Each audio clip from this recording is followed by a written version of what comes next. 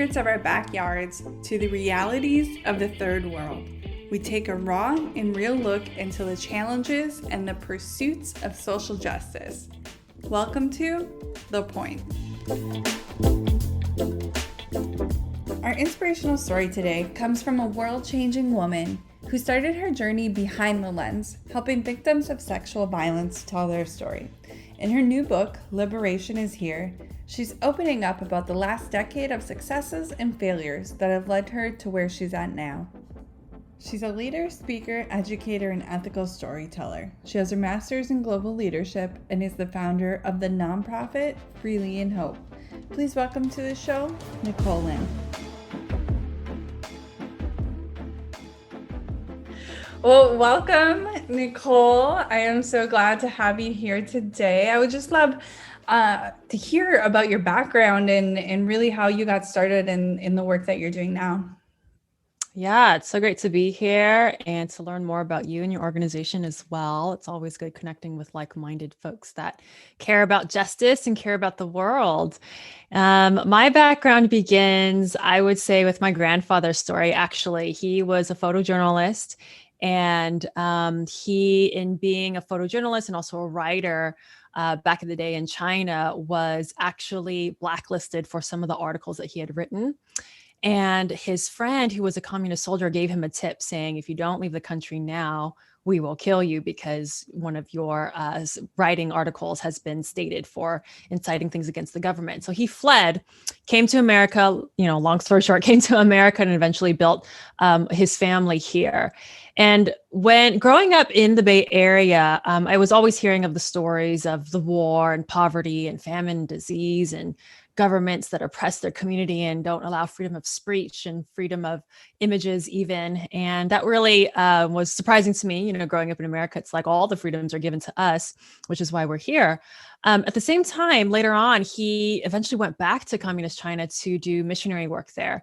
And he would send me back photos of the people that he was serving in the villages. And I was always intrigued with his photos because it was in very stark contrast to what I was seeing in the media. His photos of people living in the hill tribes were incredibly happy and joyful and wearing colorful clothing. And the stories that he depicted from there were just so nuanced and beautiful and different. And yet the stories that I was seeing on the news was all the same, that poor people are complicit to their own poverty, that poor people, especially poor women and poor people of color, had no resources and no internal strength to find the support systems that they needed. And that's why they needed these white international saviors to help them. And so knowing about my grandfather's work and also seeing of stories of my bloodline, I knew that that wasn't the case. And so that's what actually intrigued me in getting into documentary filmmaking, because I wanted to explore and learn of the other narrative that's not always told. Right. And so growing up with little access to, representation of women and Asian women in positions of power and authority, I thought, well, let me try to find that. And so that brought me to Kenya, where I did my senior thesis, and I was doing a thesis film. My thesis film for undergrad was on women who had overcome obstacles and were helping their communities as a result of their pain and suffering. And even though that was my thesis and I knew what I was looking for in the stories, when I came to Kenya and was confronted with the reality of the stories, it really shook me. And though I was doing international development work all around the world, working for large international agencies, photographing stories, going in and out of homes, in and out of villages, in and out of tribes, I kept finding myself coming up against the same issues of sexual violence being directly related to lack of access to education. And so when I was in Kenya and I was hearing these stories over and over again of lack of access to education leading to forced prostitution, leading to going to work, leading to getting married early as a 9-year-old, I was like very baffled. In my culture, education is an imperative. Whether you're a boy or a girl, education is imperative. And yet in the stories that I was covering in Kenya, just by nature of them being born a girl, they were limited to the opportunities for education. And that was just very different for me culturally. And so as I shot this film and I was wrestling with the stories within myself, I just felt that God was telling me, what are you going to do about it? well, actually questioning my career path. What am I going to do about it? How I respond? And I was like, well, I am casting light on the untold stories of the world. And I'm using my filmmaking and photography to share a different narrative of women and women in poverty and issues of sexual violence. And even though I was doing that in the best of my ability, I actually knew that it wasn't enough, that simply telling a story didn't actually provide the tools and resources that were necessary for the same people that I was interviewing to actually rise above and to thrive. As these girls were telling me that all they wanted to do was go to school, telling their story wouldn't send them to school, right? And so I was really conflicted with, how to respond. And so eventually multiple stories of survivors of sexual violence just kept beckoning me and calling me into something that was different and bigger than myself. And so I was really inspired by their vision to go to school so that they can be leaders in system reform, become social workers, lawyers, nurses, psychologists to help other survivors heal, but also to prevent sexual violence from happening to another girl child. And so that vision really also shook me because my initial vision was so limited in terms of, just simply telling the story, not realizing that telling the story is only the first step to healing and the first step to change and the first step to actually doing what's necessary to change the narrative.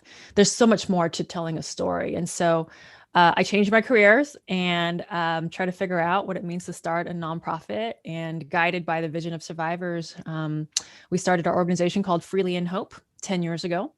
And that's what I'm doing today.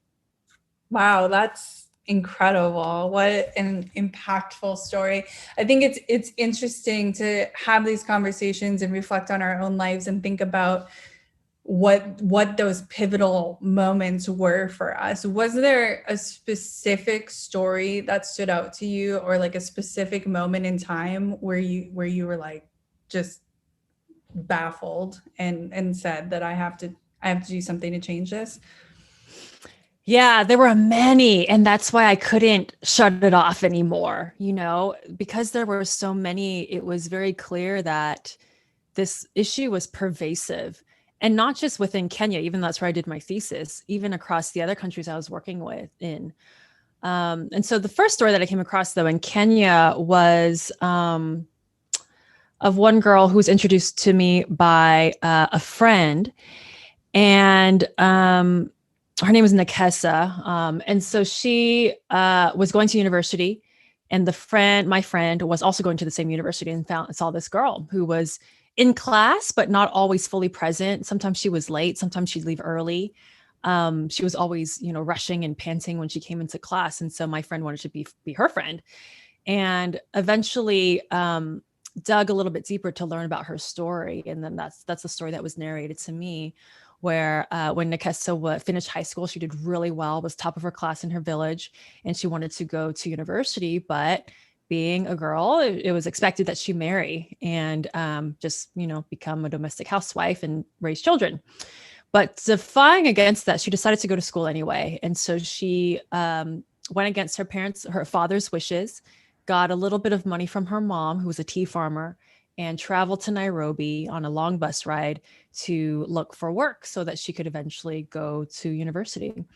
And so when she landed in Nairobi, she was looking for a family friend and trying to find the right bus route to go to that particular place. And someone came up to her and said, "Oh, I know what place that is. I'll take you there." And so they got on a bus together and went to that area and knocked on the supposed family member's door. No one was there. And so this man who was helping her invited her to his house and fed her a meal because she was starving, hadn't eaten all day, and gave her some juice.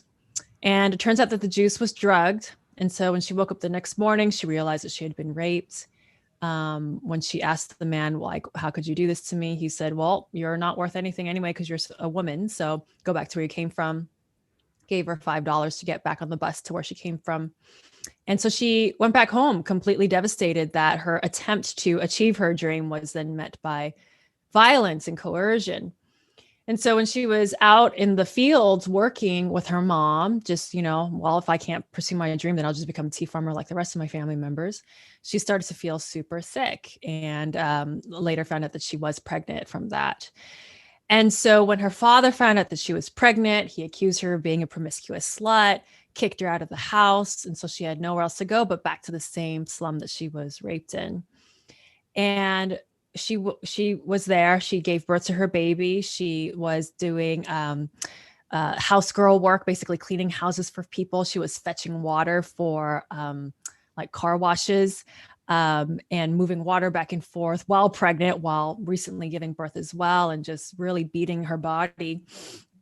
And got to a point where she was able to save enough money and get a little bit of money from her mom, again, who's only a tea farmer, to enroll in her first semester in university.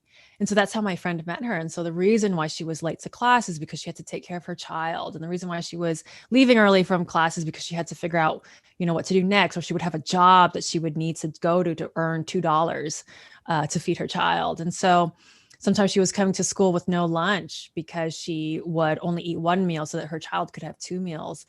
And so when my friend befriended her, that story was narrated to me. And that was one of those realizations where it was so simply, her story could have easily been mine had, my grandparents not immigrated from China, or had I grown up on the other side of Richmond, on the other side of the freeway, had, my family stayed in Chinatown, which is known for, many underground brothels. Like there's so many intersections of my life where the story could have easily been flipped. And so recognizing that is when I saw myself in her and saw that my obligation for her was to do more, especially as at that time I was just finishing my university degree, but she was just starting hers. And then we found out that our birthdays were only a week apart.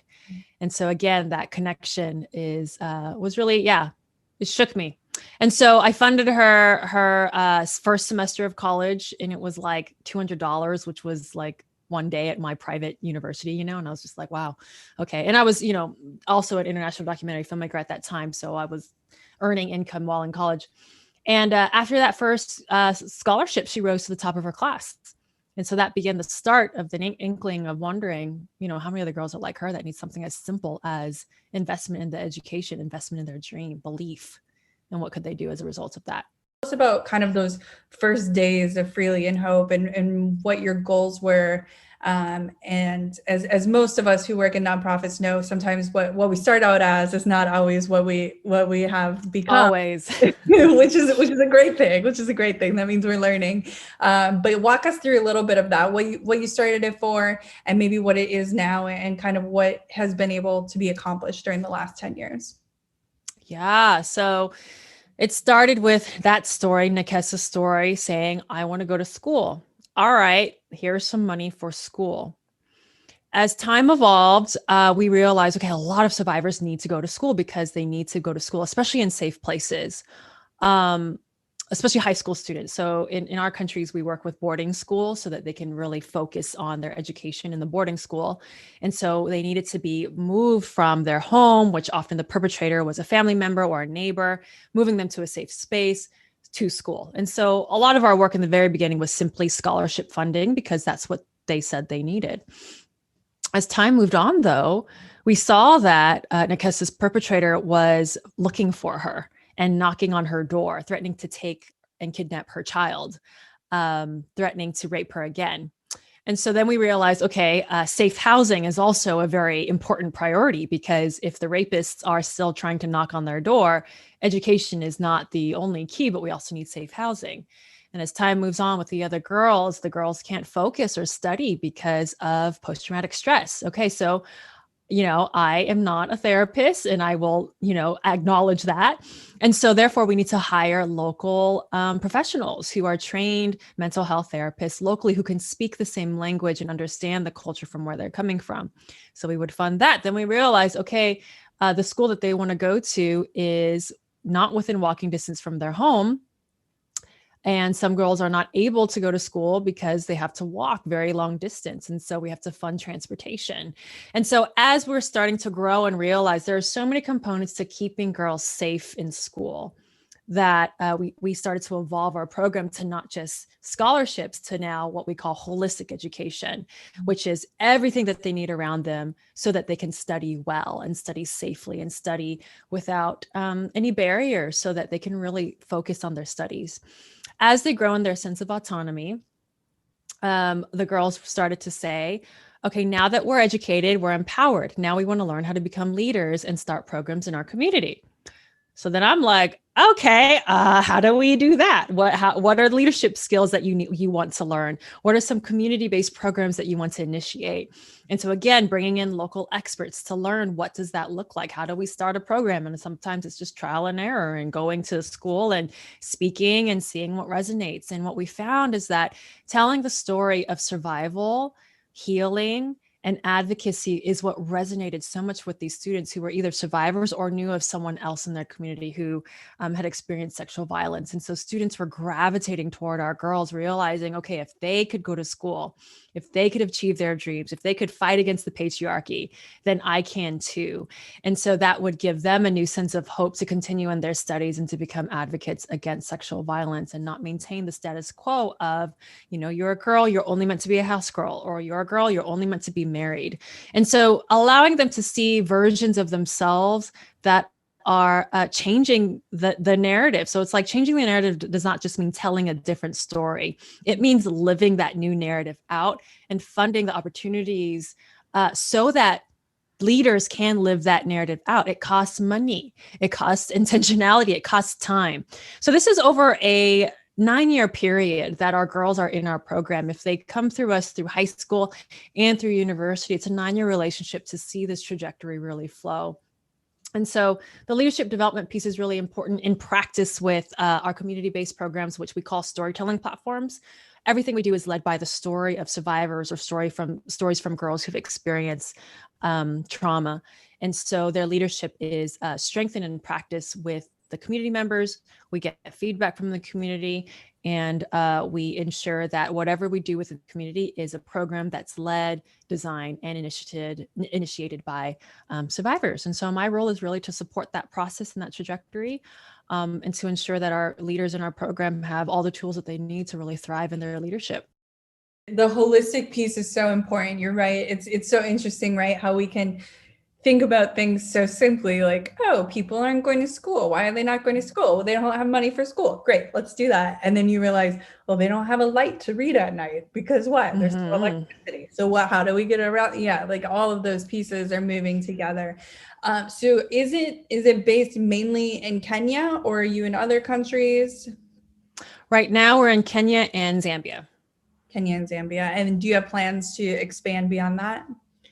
Absolutely. We think that our model is international and it could be adapted per culture. So right now, since early 2020, we grew in Zambia. And so we're learning to adapt our model for the Zambian context. And so I think that our survivor leadership trajectory could be adapted anywhere. It's just a matter of finding the right survivor leaders who can help kind of translate what's worked well in Kenya and in Zambia and translate it for that particular culture. So the goal is really to let our model really thrive in countries that want to see survivor leaders grow in their sense of autonomy and authority and lead and design their own initiatives that end sexual violence.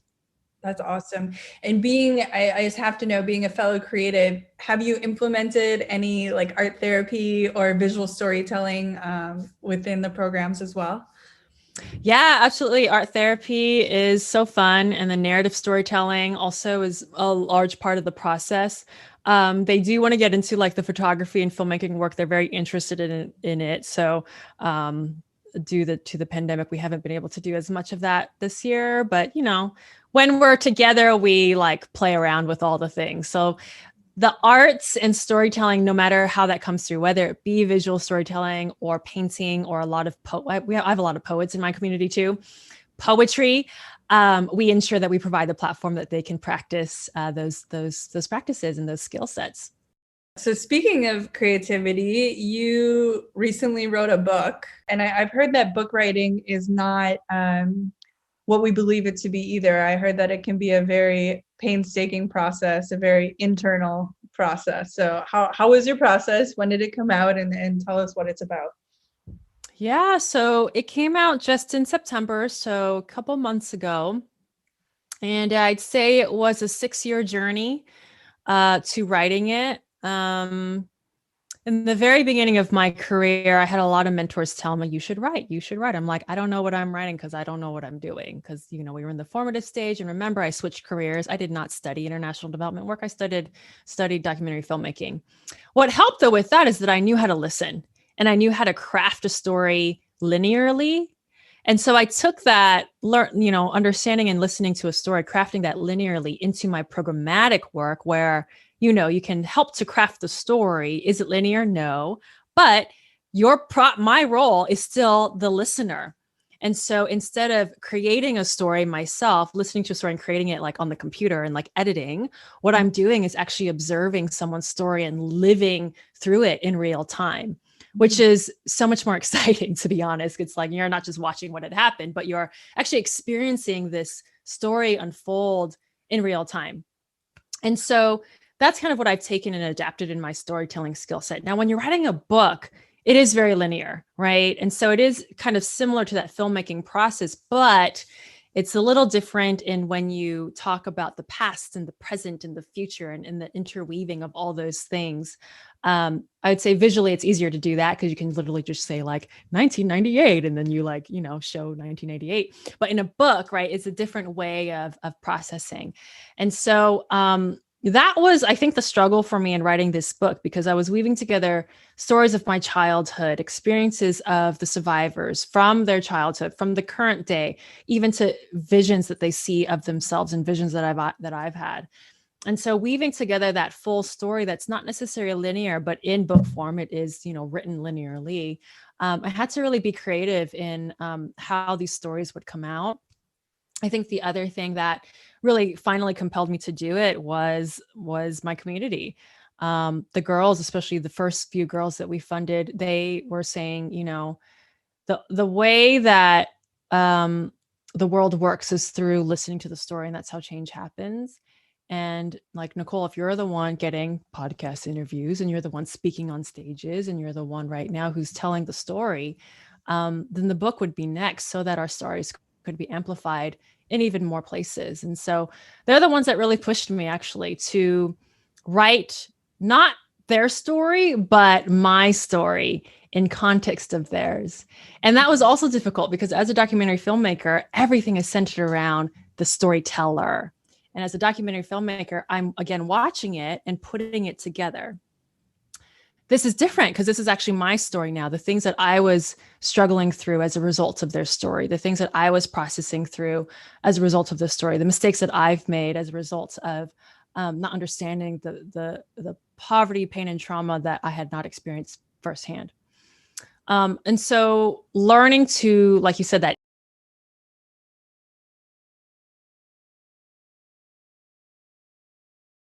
introspective process was definitely new, because from my background, I had never had to do that before. It was so much easier to hide behind the camera. But this time I had to really find, what are the things that I was experiencing in that very difficult moment, and how have those stories changed me? And so that's what my book is about, is all of my successes and failures of learning to live, love, and lead in a very violent world, and learning from the vision and dreams of survivors who I've learned from along the way. I look forward to reading that. That sounds very vulnerable. So good job through that process in 6 years of concepting and creating. Like, that's absolutely incredible. It shows great integrity in your work as well.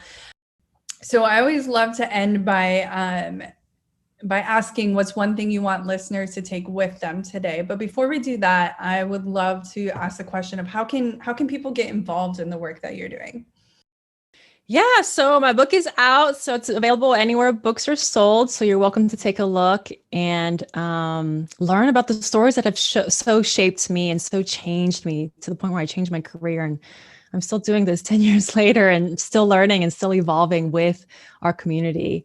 And with that, as you're changed by the stories of the survivors of sexual violence in our community, another way to engage is by becoming a Hope Circle member, which is our monthly giving program, which literally encompasses each of our scholars with the holistic support that they need. So just as you said, education is insufficient. We need that with electricity, that with healthcare, that with mental health support, that with transportation. And so our Hope Circle members ensure that all of our scholars are well protected through our holistic support services. And so as a Hope Circle member, you work to fund that. And so we invite you to join our Hope Circle membership. We have some actually new perks rolling out this year. Well, we have private exclusive calls with members who get to meet our scholars and do a Q&A. So it's going to be a really fun and engaging way to, again, like kind of cross the divide.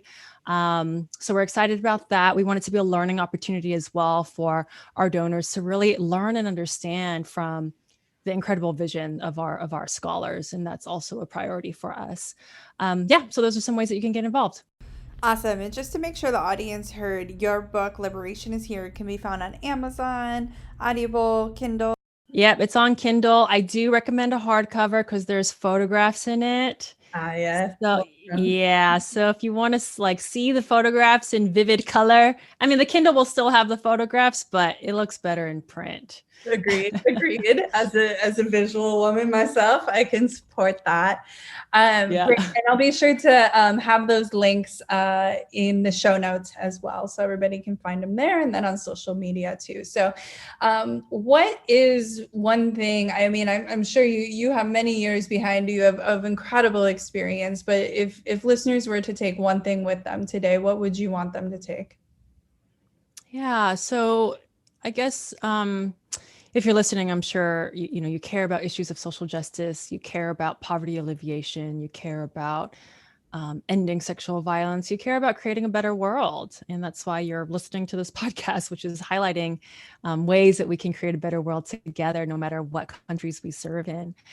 And so if that's the case, I want us to reimagine how we view people from the so-called other third world, majority world, and imagining that the people that we're helping, the people that we're serving are actually have the potential to become the most powerful leaders in our communities.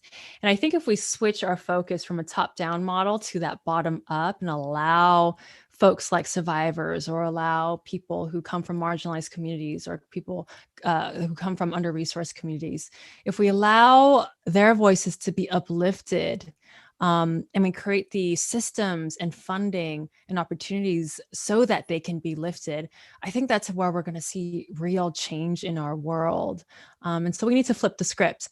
And we believe that survivors of sexual violence have the potential to become the most powerful liberators in our world. And so if we truly believe that, then I think that changes the way we will run our organizations, the way we put money to certain initiatives, and also the way we talk about our friends who might be survivors.